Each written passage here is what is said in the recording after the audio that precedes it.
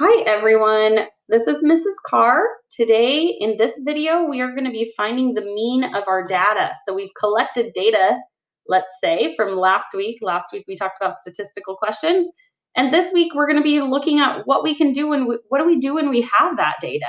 The very first skill that you need to have is you need to know what mean means and what to do to find the mean, which is, by the way, the average.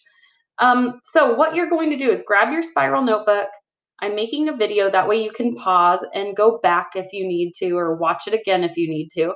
So that's intentional, okay? I didn't want to do this on live because then we'd have to go too slow. So this way you could go at your own pace. So what you need to do is we're setting up Cornell Notes. So I'm going to draw a line across the front, and your paper will have holes on the side. I'm going to draw a line that's about 2 finger space on this side, make it a little bit bigger than the line that's already there, and that way I have plenty of room to put questions and keywords and stuff in there if I need to. I'm going to put my name on it, even though it's in my spiral notebook and it's in my house right now. When we're back at school, that's a good habit to be into. It's just put your name on it, because then it doesn't get lost. And then our title is going to be Finding the Mean. Okay, and now I'm going to draw a line here because I like to put the EQ right there.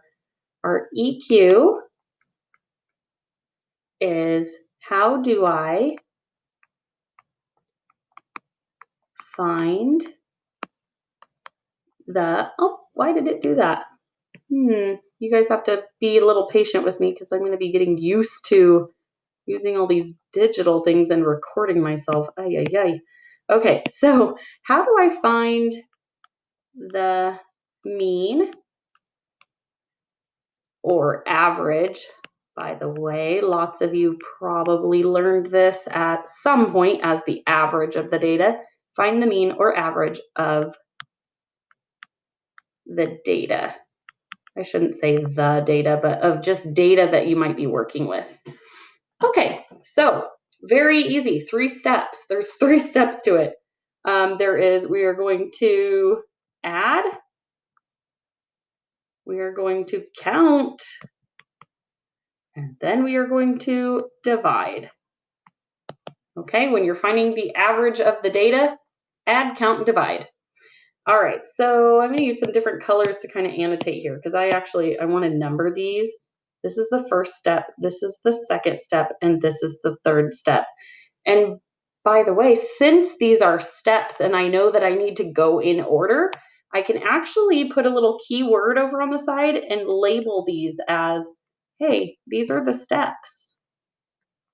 That Mrs. Carr is telling us what the steps are. So that would be one of the keywords that I'd put in the middle, or I'm sorry, in the side of my paper. Okay, so the first thing I'm going to do is add. Well, I'm going to give you an example here. Let's say we've got, we've given our class a statistical question, like how many pets they have at home. And I've surveyed the class. I sent out a Google form and asked everybody, and everybody in the class, these are their answers. So I had some people who said, well, I have 0 pets. I have one person who said that they had 2. Someone else said 4. Someone else said 2. Someone else said 0. Someone else said 1. Another person said 1. Another person said 1. Another person said 3. Another person said 3. And another person said 0. And someone else said 4. And this is a really small class, apparently, because I never have that many, have this few kids in there. But just for the sake of what we're doing today, that's what we're going to say that our answers were when we sent out this Google form to our students. Okay, so now I want to know, let's say my principal asks me, Mrs. Carr, what's the average number that you would say that 6th graders, how many pets they have? How many pets do you think 6th graders have on average at home? And so I collected my data. Well, let me find out, because I don't want to guess. I want to actually find out how many pets my students have. And these are all the range of data. It looks like I have a range from anywhere from 0 pets at home to 4 pets at home. 4 looks like it's the biggest one. And by the way, I don't think this is true for our class because some of you have told me that you have even more pets. So now we're going to add all these numbers together. That's the very first thing that we're going to do. And I'm going to add, I'm going to tell myself adding is in blue. And instead of rewriting these numbers, I'm just going to put a little plus sign in between these. That way I can just tell myself, oh, that's what I did. I added. What did I do to find the average? I added. Add them all up. Okay, now, when we're working, I'm not testing your addition skills, so I'm going to come down here and I'm going to put calculator. Pull up my calculator app because I want to be super sure about my answer and make sure I didn't make any mistakes. Uh-oh, where'd that go? Let's put it over here because I'm going to need to know where my data is. Okay, so I'm going to put in 0 plus 2 plus 4 plus 2 plus 0 plus 1 plus 1 plus 1 plus 3 plus 3 plus 0 plus 4. And now I went kind of fast, so I'm going to just double check and make sure that I put that in right. I like this calculator because it actually keeps track of it. I mean, I know lots of people, myself included, you could still make tons of mistakes even using a calculator. So using a calculator does not mean you're going to get the right answer. So I will usually test it a few times. Okay, my answer is 21. So I'm going to put my little equal sign and put 21 down here since I'm out of room. Okay, so I got 21 as my total. That's basically what, 21 pets? Okay. Now I'm going to count up. I'm going to count, and I'm going to do that in yellow. Okay, I'm going to count how many numbers I have. How many kids? This is basically how many kids did I ask? 1, 2, 3, 4, 5, 6, 7, 8, 9, 10, 11, 12. I counted 12 kids. I'm going to write that little number right down here. Okay, just so I don't forget. Now I'm going to divide. I'm going to divide the total by the number of people that I asked. So I don't know if I want to do that in a different color or not. I'm going to do it in black. Okay, so 21.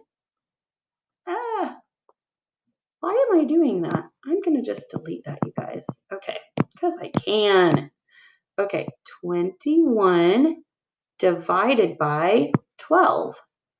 Now, there's a lot of things we haven't learned yet in 6th grade, and one of them is working with dividing whole numbers when you get an answer as a decimal. Because in 6th grade, we don't get remainders anymore. So you can do this on a calculator, by the way. There is nothing wrong with using the calculator. So I'm going to delete that. 21 divided by 12 equals 1.75. Okay, now I get that answer. Nothing wrong with that. We are going to spend a lot of time in 6th grade working with division. So don't you worry if you're like, wait a second, Mrs. Carr is going to let us use calculators when we are dividing and learning about dividing and working with decimals. We won't be using the calculator on that one. But I'll show you what we do on this. You guys already know how to do this. You just usually work with remainders and not decimals. So 12 goes into 21 one time. Do you see where I got the 1 over here? Okay, most of us do. Then you put 12 times 1 is 12. Then we're going to subtract. So I get, borrowing, yikes. Okay, here we go. We're going to put a 1 there. 11 minus 2 is 9. 1 minus 1 is 1. So we get 9 left over. Now, normally for you guys, that would be your remainder, but you can see that I didn't do that over here. Okay, so when we're doing this later on, when we specifically practice the skill, we will go over this a ton, but we add a decimal here and we add the decimal on the top. And instead of just adding this as my remainder, I actually add a 0 here and I bring that 0 down.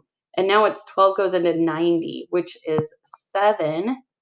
And 12 times 7 is 84. And then 90 minus 84 is 6. You don't need to borrow because you're just thinking 90 minus 84. Well, there's only a difference of 6. You could borrow if you wanted to.